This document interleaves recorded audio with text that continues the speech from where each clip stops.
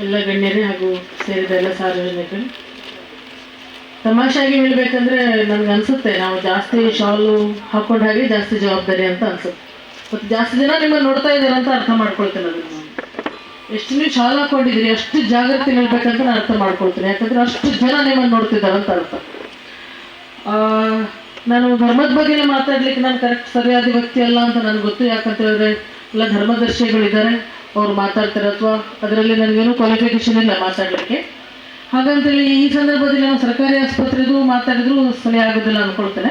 But ನಾನು ತಿಳ್ಕೊಂಡ ಮಟ್ಟಕ್ಕೆ ಬೇರೆ ಬೇರೆ ರೀತಿಯಲ್ಲಿ ದೇವರನ್ನ ನಾವು ಕಾಣ್ಬೋದು, ಅಥವಾ ಟು ರೀಚ್ ಗಾಡ್ ಬೇರೆ ಬೇರೆ ವಿಧಾನಗಳಿದ್ದಾವೆ. ಭಕ್ತಿ ಯೋಗ ಇದೆ, ಹಠ ಯೋಗ ಇದೆ. ಕೆಲವರು ಉಪವಾಸ ಮಾಡ್ತಾರೆ, ಉಪವಾಸ ಮಾಡಿ ಎಷ್ಟೋ ದಿನದ ಹಠ ಮಾಡಿ ಅದೇನೋ ಸಾಧನೆ ಮಾಡ್ತಾರೆ. ಅಥವಾ ಭಕ್ತಿ ಮಾಡಿ ಇಡೀ ದಿನ ದೇವಸ್ಥಾನ ಹೋಮ ಹವನ ಅಂಥದ್ದೆಲ್ಲ ಮಾಡ್ತಾರೆ. ಬೇರೆ ಬೇರೆ ಯಾವುದೂ ತಪ್ಪು ಸರಿ ಅಂತಲ್ಲ, ಎಲ್ಲ ಬೇರೆ ಬೇರೆ ವಿಧಾನಗಳಲ್ಲಿ ಶ್ರಮದ ಯೋಗನೂ ಒಂದು. ನನ್ನ ಪ್ರಕಾರ ನಾವು ಕರ್ಮ ಯೋಗ ಅಂತ ಹೇಳ್ತೇವೆ. ನಮ್ಮಂಥವ್ರು ಬರೀ ಕೆಲಸ ಮಾಡ್ತೇವೆ, ಅದರಲ್ಲಿ ದೇವರನ್ನು ಕಾಣ್ತೇವೆ ಅಂತ ನಾನು ಅಂದ್ಕೊಂಡಿದ್ದೇನೆ. ಎಲ್ಲೇ ಸಮಸ್ಯೆ ಇಲ್ಲಿ ಬರ್ತದೆ, ನಾನು ಮಾಡೋದು ಸರಿ ನೀನು ಮಾಡೋದು ತಪ್ಪು ಅಂತ ಯಾವಾಗ ನಾವು ಬೇರೆಯವ್ರಿಗೆ ನಮ್ಮ ಥರ ಮಾಡ್ಲಿಕ್ಕೆ ಹೋಗ್ತೇವೆ, ಆವಾಗ ಸಮಾಜದಲ್ಲಿ ಸಮಸ್ಯೆ ಆಗುತ್ತೆ ಅಂದ್ಕೊಳ್ತೇವೆ. ನಾನು ಮಾಡೋದು ಸರಿ ನೀವು ಮಾಡೋದು ಸರಿ ಅಂತಿದ್ರೆ ಇದು ಸಮಸ್ಯೆ ಒಬ್ಬರಲ್ಲಿ ಒಂದೇ ಧರ್ಮದ ಇತ್ತು, ಬೇರೆ ಬೇರೆ ಧರ್ಮಗಳಲ್ಲಿ ಬರಲ್ಲ ಅಂತ ನಾನು ಅಂದ್ಕೊಂಡಿದ್ದೇನೆ.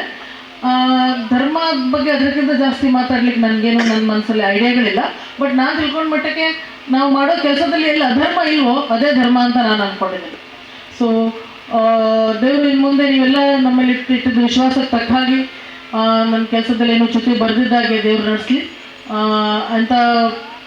ಇನ್ನೇನು ಆಸ್ಪತ್ರೆಯಿಂದ ಇನ್ನೇನಾರೋದು ಯಾರಿಗಾದ್ರೂ ಏನಾದರೂ ಸಹಕಾರ ಬೇಕಾಗಿಲ್ಲ, ಎಲ್ಲ ಸಲ ನನಗೆ ಫೋನ್ ತೊಗೊಳ್ಳಿಕ್ಕೆ ಆಗುತ್ತೆ ಅಂತ ನಾನು ಹೇಳಲ್ಲ. ಬಟ್ ಆದರೂ ನಾನು 99 ಸಲ ನಾನು ಮಲ್ಗೋಕ್ಕಿಂತ ಮುಂಚೆ ಎಲ್ರಿಗೂ ಮಾಡ್ತೇನೆ. ಎಷ್ಟೊತ್ತಿದ್ರು ಎಷ್ಟು ಮಿಸ್ ಕಾಲ್ ಇದ್ದರೂ ನಾನು ರಾತ್ರಿ ಒಳಗಡೆ ಮಾಡ್ತೇನೆ.